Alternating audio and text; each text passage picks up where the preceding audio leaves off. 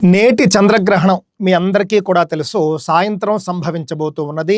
భారతదేశంలో కనిపించబోతూ ఉన్నది.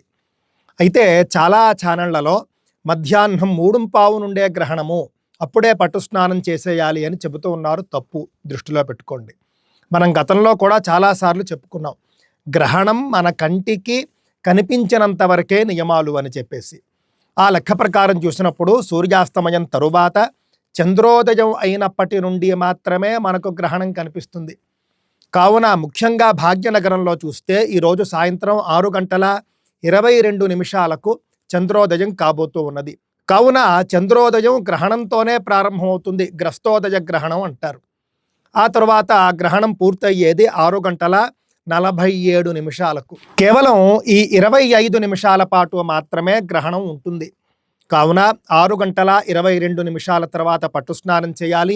6:47 తర్వాత విడుపు స్నానం చేయాలి. చాలామంది 2 స్నానాలు చేయాలా అండి, మా వల్ల కాదు అని అన్నవాళ్ళు, అంటే చేయలేని వాళ్ళు విడుపు స్నానం మాత్రం చేసినా కూడా కొంత పర్వాలేదు. తల స్నానం చేయాలా అని కూడా అడిగారు. పురుషులు ఖచ్చితంగా పట్టు విడుపు స్నానాలు 2 తల స్నానమే చేయాలి. స్త్రీలకు పర్వాలేదు, కంఠ స్నానం చేసినా కూడా చెల్లుతుంది.